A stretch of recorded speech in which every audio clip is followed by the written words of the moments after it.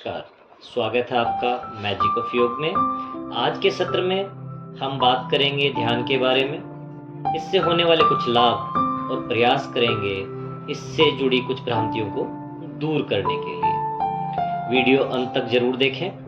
आपको ये जानकारी कैसी लगी कमेंट बॉक्स में अवश्य बताएं। हम पूरा प्रयास करेंगे कि हम ध्यान इस शब्द को आपको इसकी जो व्याख्या है वो इस प्रकार करें कि आपको समझ में आए। चलिए जान लेते हैं ध्यान के लाभ क्या हैं। आपकी तनाव और चिंता को कम करने के लिए लाभकारी है। वर्तमान स्थिति पर आपका ध्यान बढ़ाता है, आपकी भावनाओं को नियंत्रित करता है, आपकी रचनात्मकता को बढ़ाता है, जीवन के पहलू को बदल देता है और सकारात्मक परिवेश बनाता है। आपके अंदर एनर्जी और पेशेंस को बढ़ाएगा। आपकी नींद बहुत अच्छी हो जाएगी और आप बिना किसी दुष्प्रभाव के दर्द और तनाव को सहन करने में सक्षम हो जाते हैं। विशेषज्ञों के परामर्श के साथ आप उनके मार्गदर्शन में ध्यान का अभ्यास अच्छे प्रकार से कर सकते हैं और ये आपके जीवन में अभूतपूर्व बदलाव लाएगा। बेहतर स्वास्थ्य और खुशहाल जीवन के लिए एक सरल तरीका है। तो किसी अन्य टैलेंट की तरह ही इसमें आप परफेक्ट होने में थोड़ा समय लगता है, लेकिन अभ्यास से आप इसको कर सकते हैं। हमें करना चाहिए।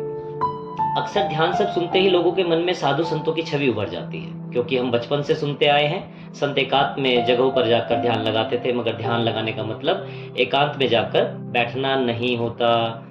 केवल यही ध्यान नहीं है। महर्षि पतंजलि के अनुसार चित्त वृत्तियों को एकीकृत होकर जब हम धारणा का अभ्यास करते हैं, किसी एक लक्ष्य निर्धारित करते हैं, तो विशेष पर हमारा जो मन है वो लग जाता है, उसे ही हम ध्यान कहते हैं। अष्टांग योग के 8 अंग होते हैं: यम, नियम, आसन, प्राणायाम, प्रत्याहार, धारणा, ध्यान, समाधि। जिसमें से जो यम नियम है, आसन, प्राणायाम, प्रत्याहार, जो 5 अंग हैं, ये बहिरंग योग कहलाते हैं। और महर्षि पतंजलि के अनुसार जो 5 सीढ़ियां हैं हमारे धारणा, ध्यान, समाधि तक पहुंचने के लिए, इनका पालन हमें क्रमशः करना चाहिए।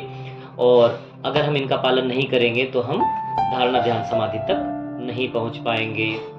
जो बहिरंग हमने आपको बताया, अब अंतरंग साधन कौन से हैं? वो धारणा, ध्यान, समाधि हैं।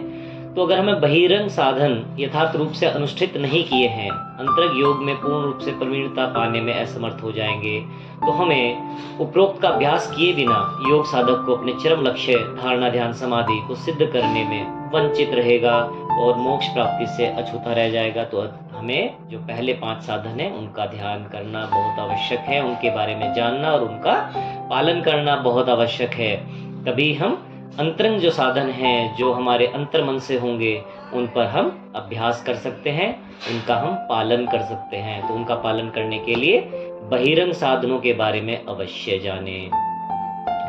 देखिए, अब यम नियम जो प्राणायाम, प्रत्याहार, आसन ये हैं, इनके बारे में हम विस्तार से अगले वीडियो में आपको अवश्य बताएंगे, क्योंकि ये भी बहुत बड़ा विषय है और इनके बारे में जानेंगे। अब जानते हैं धारणा क्या होती है। चित्त को जहाँ एक जगह पर रोक दें, किसी भी विचार में बांध लें, उसको हम धारणा कहते हैं। ध्र धातु से बना हुआ शब्द है।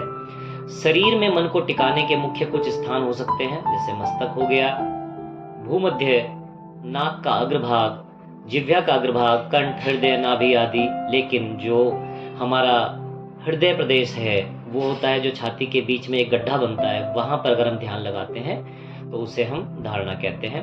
धारणा के 3 मुख्य तत्व हैं: धारण कर्ता, धारण की विधि जो धारणा विधि होती है, और ध्येय वस्तु जिस पर आप ध्यान लगाते हैं, उसे हम धारणा के लिए तीनों आवश्यक है।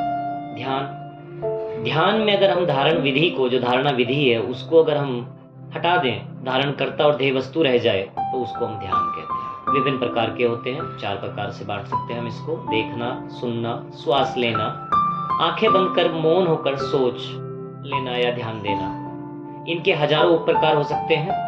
लेटकर, बैठकर, खड़े रहकर और चलते चलते इनको किया जा सकता है। पारंपरिक रूप से 3 प्रकार से ध्यान किया जा सकता है, जैसे कि स्थूल ध्यान, ज्योतिर्ध्यान और सूक्ष्म ध्यान। तो ध्यान के लिए हमें केवल जिस वस्तु पर हम सोच रहे हैं, जिस वस्तु के बारे में हम विचार कर रहे हैं, वो वस्तु और हम केवल दोनों रह जाएं, तो उसको हम ध्यान कह देते हैं। बहुत ही साधारण भाषा में आपको समझाने का प्रयास कर रहे हैं। अंत में आता है समाधि, जिसमें धारणकर्ता और ध्येय वस्तु भी समाप्त हो जाते हैं। ये ध्यान की उच्चतम अवस्था है। समाधि आनंद की स्थिति है जिसमें देह की सब क्रियाएं बंद हो जाती हैं, केवल हल्की सी जीवन शक्ति शेष रह जाती है। समाधि न पूर्ण विराम है और न ही आरंभ। ये हुई समाधि हमारी। आशा करते हैं आपको आज की जो ज्ञान है उससे आपकी जानकारी में वृद्धि हुई होगी और उसमें सहायक होगा आपकी जानकारी को बढ़ाने के लिए। आप आगे की वीडियो में जानेंगे कि योग अगर आप जानने के इच्छुक हैं तो हम आपको यम नियम भी बताएंगे। अब हम सबके मंगल की कामना करेंगे। सर्वे भवन्तु सुखिनः, सर्वे सन्तु निरामया, सर्वे भद्राणि पश्यन्तु मा कश्चित् दुःख भाग् भवेत्।